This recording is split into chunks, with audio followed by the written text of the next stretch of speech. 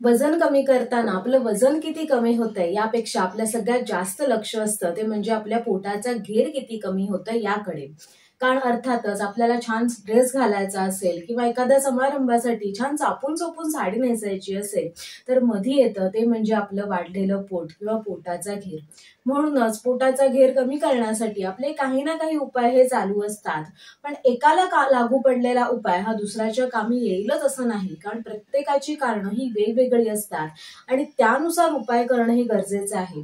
म्हणूनच आजच्या व्हिडिओमध्ये आपण बघूयात की अशी कोणती कारणं आहेत की ज्यामुळे आपलं पोट हे वाढलेलं दिसू शकतं. बघूयात आजच्या व्हिडिओमध्ये. नमस्कार, मी डॉक्टर स्वप्ना तुमचं सगळ्यांचं स्वागत करते आपल्या YouTube channel healthy living with doctor स्वप्नामध्ये. जर तुम्हाला आहार, आरोग्य, आयुर्वेद या विषयासंदर्भातले माहितीपूर्ण व्हिडिओ बघायला आवडत असतील तर चॅनलला आजच सबस्क्राईब करा, बेल आयकॉन दाबा, म्हणजे मी व्हिडिओ अपलोड केला की त्याचं नोटिफिकेशन तुम्हालाही मिळत राहील. अशामध्ये बघितल्यावर जर आपण स्वतःला खूप छान दिसत असू तर अर्थातच आपला आत्मविश्वास, आपला कॉन्फिडन्स हा वाढतो आणि तो आपल्या चेहऱ्यावर देखील दिसून येतो. पण एखाद्या ड्रेस मधून आपलं पोट डोकावायला लागलं की आपल्याला मात्र ते कमी करावं असं वाटायला लागतं. मग आपण आहारामध्ये काही ना काही बदल चालू करतो, कोणीतरी सांगितलेला व्यायाम आपण करायला सुरुवात करतो. पण प्रत्येक वेळेला याचा फायदा होतोच असं नाही, कारण याची कारणं ही वेगळी असू शकतात. बघूयात आजच्या व्हिडिओमध्ये अशी कोणती कारणं आहेत की ज्यामुळे आपलं पोट हे वाढलेलं हे दिसू शकतं. सगळ्यात पहिलं कारण आहे ते म्हणजे डायजेस्टिव्ह इश्यूज किंवा डायजेस्टिव्ह प्रॉब्लेम.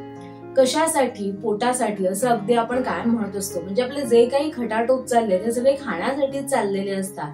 पण आपण जे काही खातोय ते व्यवस्थित पचणं हे देखील तितकंच महत्वाचं आहे. म्हणजेच काय तर आपली पचन संस्था चांगली असणं हे गरजेचं आहे. 60 ते 70% लोकांमध्ये पोट वाढलेलं दिसण्याचं कारण हे डायजेस्टिव्ह इश्यूज किंवा डायजेस्टिव्ह प्रॉब्लेम हे असू शकतं.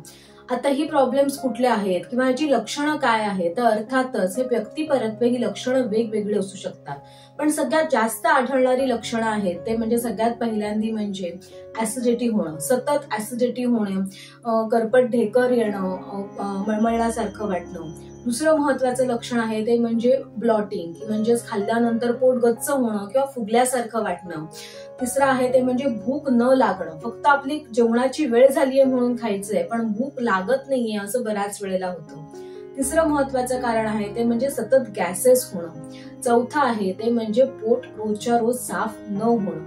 तर अशी अनेक लक्षणं आपल्याला शरीर हे देत असतं आणि त्याच्यामुळे आपल्याला कळतं की आपली पचन संस्था आहे ती व्यवस्थित काम हे करत नाही. तुम्ही अगदी कमी देखील खात असाल पण ते जर व्यवस्थित पचत नसेल तर त्याचा शरीरावर आपल्या परिणाम हा होतच असतो. म्हणूनच बऱ्याच वेळेला आहाराचं पथ्य पाळताय, तुम्ही व्यायाम करताय म्हणून तुम्हाला तितकासा फरक हा दिसत नाही, कारण सगळ्यात पहिल्यांदी तुमच्या डायजेस्टिव्ह सिस्टीमवर, तुमच्या पचन संस्थेवर काम हे करणं गरजेचं आहे. ती एकदा व्यवस्थित झाली की तुमचं पोट देखील कमी होतं आणि तुमचं वजन देखील कमी होण्यासाठी मदत हे होत असते. मग यासाठी उपाय काय आहे, तर मी फॅट लॉस ड्रिंक हे सांगितलेलं आहे. तर ज्यांना डायजेस्टिव्ह इश्यूज आहेत त्यांच्यासाठी हे ड्रिंक खूप जास्त फायदेशीर आहे. पण फक्त हे फॅट लॉस ड्रिंक घेऊन तुमचं पोट किंवा वजन कमी होईल का, तर अर्थातच नाही. यासाठी तुमच्या जेवणाचं वेळ, तुमच्या जेवणाचं प्रमाण आणि तुमच्या झोप या तिन्ही गोष्टी तितक्याच महत्वाच्या आहेत. या तिघांवर तुम्ही जेव्हा एकत्रितपणे काम कराल तेव्हा अर्थातच तुमचे डायजेस्टिव्ह इश्यूज कमी होतील, तुमची पचन संस्था चांगली होईल आणि तुमचं पोट देखील कमी होण्यासाठी मदत होईल. दुसरं महत्वाचं कारण आहे ते म्हणजे बाळंतपण. बाळंतपण म्हणजेच आई होणं हे स्त्रीसाठी अत्यंत आनंददायी असतं. पण बाळंतपणानंतर माझं पोट राहिलंय, ते कमीच होत नाहीये, त्यासाठी काहीतरी उपाय सांगा असं अनेक वेळा विचारलं जातं. पण बाळंतपणानंतर पोट वाढलेलं होणं जसं स्वाभाविक आहे तसंच ते कमी करणं देखील आपल्याच हातामध्ये आहे. बाळंतपणानंतर पोट राहण्याची प्रमुख 3 कारणं आहेत. ती कुठली आहेत ते आपण समजून घेऊया. सगळ्यात पहिल्यांदा आहे ते म्हणजे स्तनपान किंवा ब्रेस्ट फीडिंग. बाळंतपणानंतर ब्रेस्ट फीडिंग करणं हे स्त्रीसाठी खूप महत्वाचं आहे. ज्या स्त्रियांमध्ये ब्रेस्ट फीडिंग हे कमी केलं जातं किंवा काही कारणांमुळे त्या करू शकत नाही, त्यांच्यामध्ये पोट राहण्याचं प्रमाण हे जास्त आहे.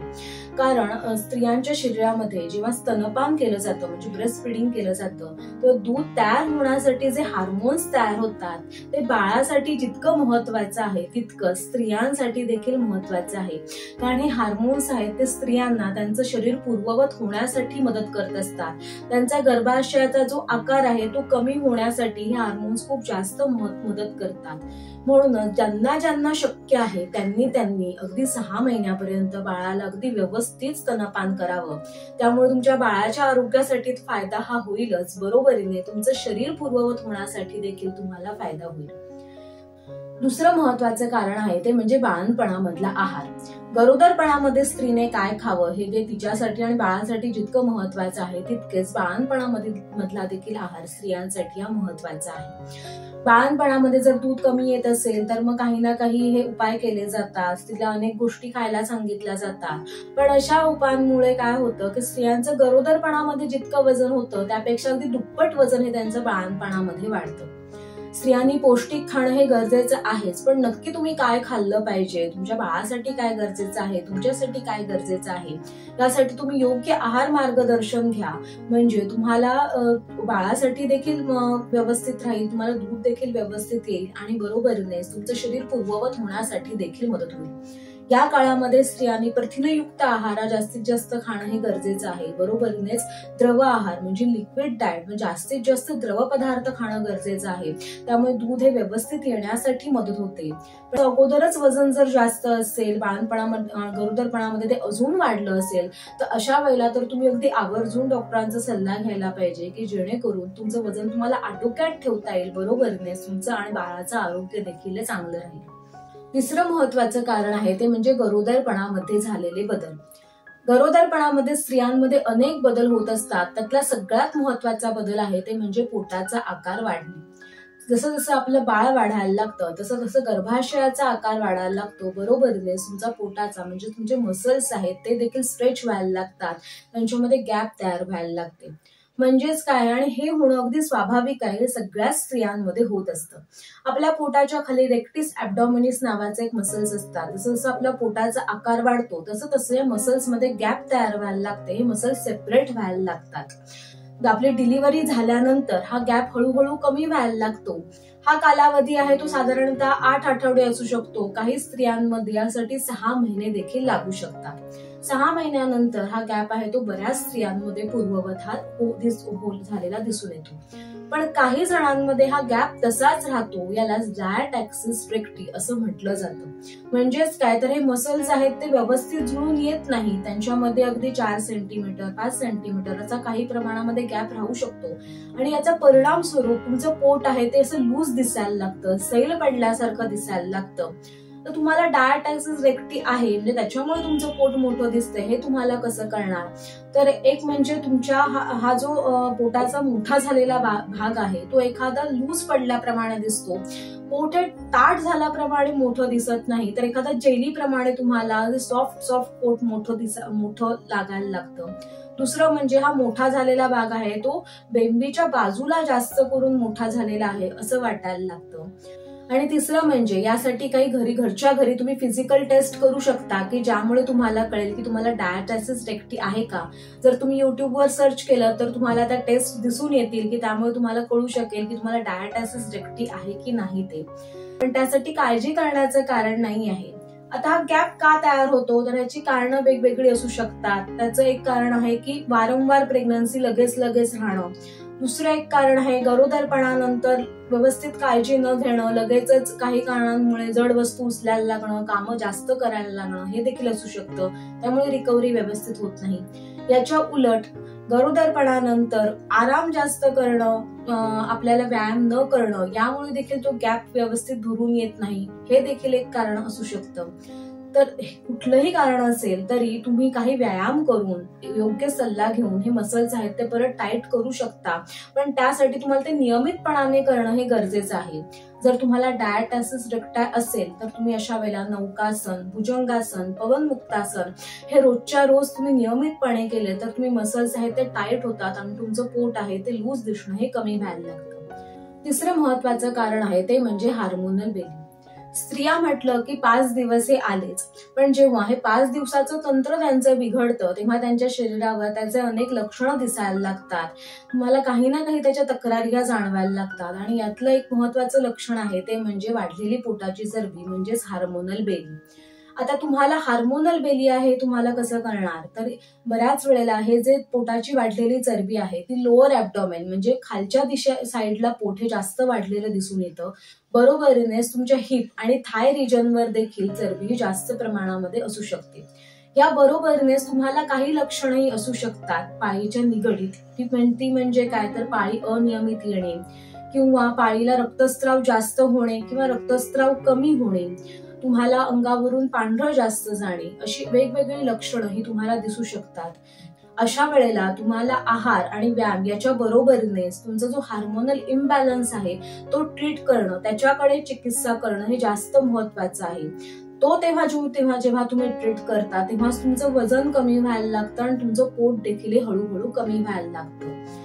म्हणूनच जेव्हा तुम्हाला पोट वाढलंय असं जेव्हा तुम्ही म्हणता आणि बरोबरीने तुम्हाला जर अशी काही लक्षणं असतील तर ती लक्षणं त्याची चिकित्सा करणं, ते तुम्हाला का होतं याचं रूट कॉज शोधून काढणं हे देखील तितकंच महत्वाचं आहे. याच्या औषधोपचारांच्या चिकित्से बरोबरीनेच सूर्य नमस्कार हा एक अतिशय उत्तम व्यायाम स्त्रियांसाठी आहे.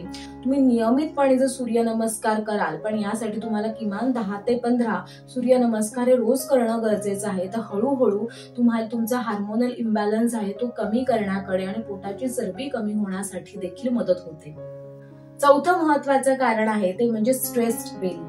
स्त्रिया म्हटलं की काळजी आलीच, मग ही काळजी अनेक गोष्टींची असते. अगदी आज भाजी कुठली करायची पासून आज मुलाची परीक्षा आहे, अशा अनेक काळजी आज स्त्रियांना असतातच. पण ही काळजीचं प्रमाण जर जास्त वाढलं, ही काळजी जर अति झाली तर त्याचे परिणाम हे शरीरावर दिसायला लागतात, बरोबरीनेच तुमच्या पोटावरही दिसायला लागतात. जेव्हा स्त्रियांना किंवा अगदी कोणालाही जेव्हा सतत हा ताण असतो, मानसिक किंवा शारीरिक ताण हा खूप जास्त प्रमाणामध्ये असतो किंवा खूप जास्त काळापर्यंत ताण असतो, अशा वेळेला आपल्या शरीरामध्ये कॉर्टिसॉल हार्मोनचं सिक्रेशन हे वाढतं आणि हे कॉर्टिसॉल आहे ते आपल्या शरीरामध्ये फॅट डिपॉझिशन करायला सुरुवात करतं, म्हणजे चरबीचं प्रमाण हे वाढवायला लागतं आणि ही चरबी आहे ती पोटाच्या ठिकाणी साठायला लागते. विशेष करून ही चरबी आहे ती मिड सेक्शन मध्ये, म्हणजे आपल्या पोटाचा मधला भाग आहे या ठिकाणी ही चरबी जास्त साठलेली आपल्याला दिसून येते.